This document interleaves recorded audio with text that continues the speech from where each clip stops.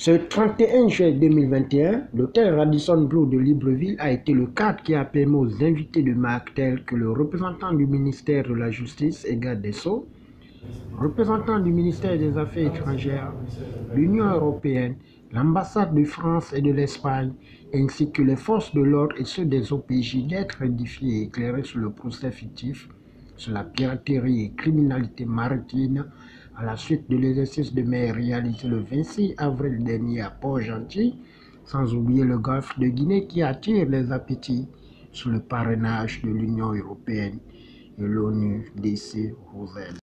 Je suis particulièrement ravi de me joindre à vous ce jour à l'ouverture de second procès fictif sur la piraterie et la criminalité maritime. Ce procès étant une conséquence logique de l'exercice opérationnel en mer réalisé à Port-Gentil le 26 avril 2021. Je voudrais tout d'abord souhaiter la bienvenue à tous les participants.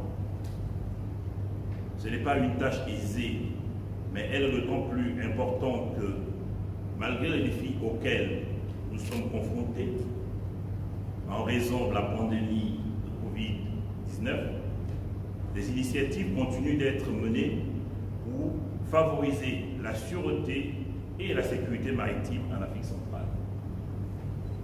Aussi voudrais-je saisir cette occasion pour remercier l'ensemble des partenaires pour le choix porté sur le Gabon concernant le renforcement des capacités destinées aux agents des forces de l'ordre et l'application des lois maritimes d'une part, et pour l'accompagnement constant des États dans leur lutte contre la criminalité maritime d'autre part. Au cours de ces assises, je vous exhorte à œuvrer dans l'esprit d'assainir nos côtes de la criminalité maritime afin que ce combat que nous menons garantisse la tranquillité et la sécurité de tous les usagers de la mer. Excellences, Mesdames, Messieurs, tout en souhaitant plein succès à vos travaux, je déclare ouvert le second procès fictif sur la piraterie et la criminalité maritime. Je vous remercie de votre aimable attention. Selon M. Iman Aricit, représentant du ministère des Affaires étrangères, qui est revenu sur la piraterie et la criminalité qui sont à éradiquer sans embâche. Cet atelier s'inscrit dans le cadre de la mise en œuvre d'un programme financé par l'Union européenne, qui est le programme de renforcement des capacités des États de l'Afrique centrale dans la lutte contre la criminalité maritime. La criminalité maritime, la sécurité maritime, comme vous savez, dans le golfe de Guinée, c'est un sujet très préoccupant, très important pour les États côtiers. L'Union européenne a une politique très forte dans ce domaine avec ses États membres, donc nous contribuons à renforcer les capacités des États, y compris les Gabon, à lutter contre la criminalité maritime et la lutte contre la piraterie.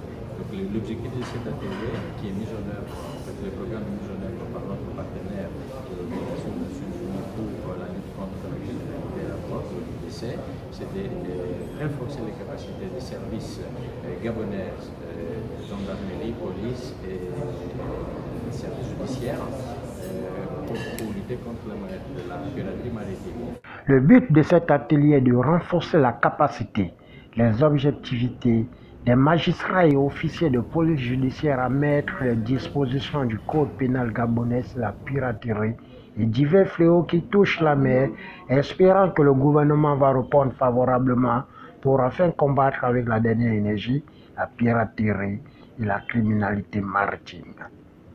Déjà dit que dans notre pays, aujourd'hui, notre espace maritime est confronté à des actes de criminalité de tout genre.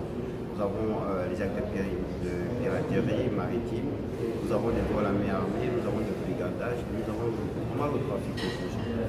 Donc à ce propos, il appartient aux forces de l'ordre et de sécurité d'essayer d'être plus ou moins présents à l'eau.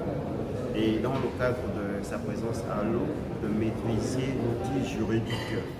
Parce que n'oublions pas que notre pays a pris des engagements sur le plan international en ratifiant la Convention de Montréal en 1998. Donc une convention qui a été reprise dans le code pénal du 30 juin 2020, donc la loi 006, qu'il conviendrait ici d'appliquer dans sa rigueur. Donc à ce propos, étant présent à l'eau, les forces de l'ordre et de défense se doivent de maîtriser parfaitement cet outil juridique en vue d'une meilleure prise un meilleur établissement des procès-verbaux.